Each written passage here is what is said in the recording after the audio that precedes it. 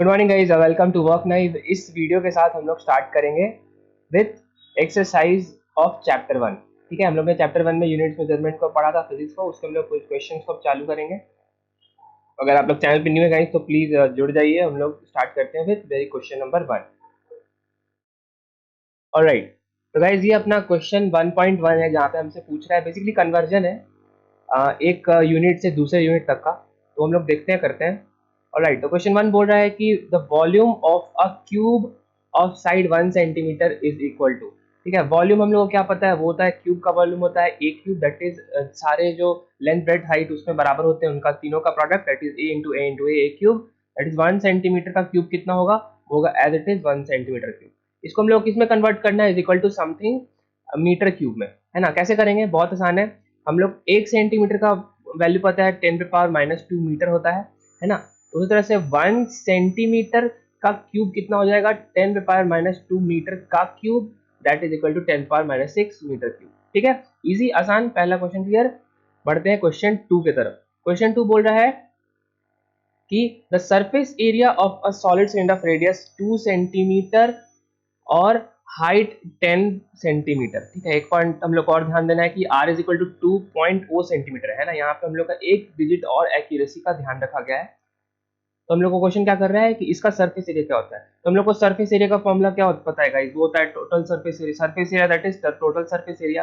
यानी हमारे पास अगर सिलेंडर है तो इसका एरिया कितना हो जाएगा, इसका एरिया हो जाएगा ये जो हम लोग का कर्व सरफेस एरिया है सी एस ए, प्लस ये जो ऊपर के और नीचे के जो फेसेस है ना, जो सर्कुलर फेसेस है, इनका दोनों का बेसिकली एरिया का sum, it is again pi r square plus pi r square, है ना। क्योंकि सर्कल है, इसका सर्कल में तो हम लोग का एरिया होता है पाई आर स्क्वायर, तो दोनों को हम लोग ऐड करेंगे तो 2 पाई आर स्क्वायर जाएगा।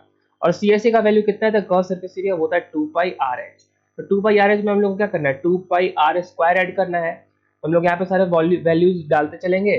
तो 2 पाई एज इट इज रहेगा, रेडियस हम लोग को 2 पता है, हाइट हम लोग को 10 पता है, plus again 2 pi into r square, 2 into 2, यानी हो जाएगा 2 2 टू जा 4 जा 40 पाई, प्लस 2 टू जा 4 टू जा 8, that is 48 pi in centimetre square units, है ना। लेकिन हम लोग को क्वेश्चन में क्या पूछा है, इन मिलीमीटर स्क्वायर। मिलीमीटर स्क्वायर कितना होगा, 1 सेंटीमीटर हम लोग को वैल्यू पता है, वो होता है 10⁻1 मिलीमीटर। यानी सेंटीमीटर स्क्वायर कितना हो जाएगा भाई, हो जाएगा 10⁻1 मिलीमीटर का square, that is 100 times millimetre square, यानी 4800 mm square with pi multiplied हम लोग का आंसर हो जाएगा। ये हम लोग का हो जाएगा क्वेश्चन बी का आंसर। ठीक है, एक और पॉइंट हम लोग आगे बढ़ सकते हैं। अगर आप इसको मल्टीप्लाई करेंगे 4800 को, ठीक है, 3.14 से मल्टीप्लाई करेंगे तो हम लोग का आंसर भी कुछ इसी के अराउंड आएगा। अपना आंसर कुछ आता है 1.5 इंटू 10⁻4 मिलीमीटर स्क्वायर। ठीक है, क्वेश्चन बी भी क्लियर। क्वेश्चन सी की बारी। Vehicle moving speed 20 kilometre per hour covers that metre in 1 seconds. बहुत आसान, 18 किलोमीटर पर आवर को हम लोग को किससे इक्वल करना है, समथिंग मीटर इन 1 सेकेंड, है ना। 1 सेकेंड में क्वेश्चन किया गया है, 1 सेकेंड, इट इज 1 सेकेंड। तो हम लोग को सिंपल कन्वर्जन है कि हम लोग यहाँ पे 18 को एज इट इज रहने देते हैं, किलोमीटर को हम लोग कर सकते हैं 10⁻3, दैट इज 1000 मीटर, सबको पता है। और एक आवर में कितने घंटे और सेकंड होते हैं गाइस, ऑब्वियसली एक आवर में 60 मिनट और 60 सेकेंड्स होते हैं, करेक्ट। इसका मतलब हम लोग के पास 18,000 बाई 3600 मीटर पर सेकेंड का स्पीड आ गया। यानी इसको हम लोग को डिवाइड करें तो यहाँ से यहाँ ये दोनों कैंसिल, और यहाँ हम लोग एक और कर सकते हैं कि 18 को हम लोग 10 टाइम्स मल्टीप्लाई करते हैं और 18 टू 36 करते हैं, यानी 10/2 दैट इज 5 मीटर पर सेकेंड इसका स्पीड हो गया। लेकिन हम लोग से पूछ रहा है कि vehicle moving with speed covers dash metre, हम लोग को डिस्टेंस बताना है। डिस्टेंस कितना हो जाएगा, 5 metre, answer. Alright, last question. Relative density of lead element is क्या, 11.3। हम लोग को रिलेटिव डेंसिटी का हम लोग को बेसिकली डेफिनेशन पता होना चाहिए। Relative density is nothing but density bye density of water, है ना। इसका मतलब अगर हम लोग को 11.3 वैल्यू दिया हुआ है, वो किसका बात कर रहा है, 11.3, दैट इज लेड का रिलेटिव डेंसिटी, यानी density of lead divided by density of water is nothing but 11.3।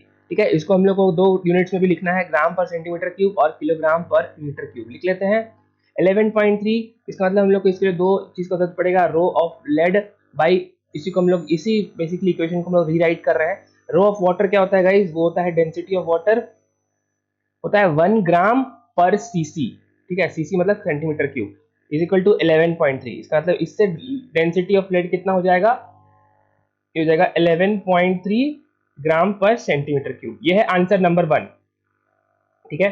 अभी एक आंसर और बाकी है, वो हम लोग से पूछ रहे हैं सेकंड वाला, क्या किलोग्राम पर मीटर क्यूब। उसके लिए हम लोग को density of fluid bye density of water को किलोग्राम पर मीटर क्यूब में लिखना पड़ेगा, जो कि हम लोग को पता है होता है around approximately 1000 kilogram per metre cube is equal to 11.3।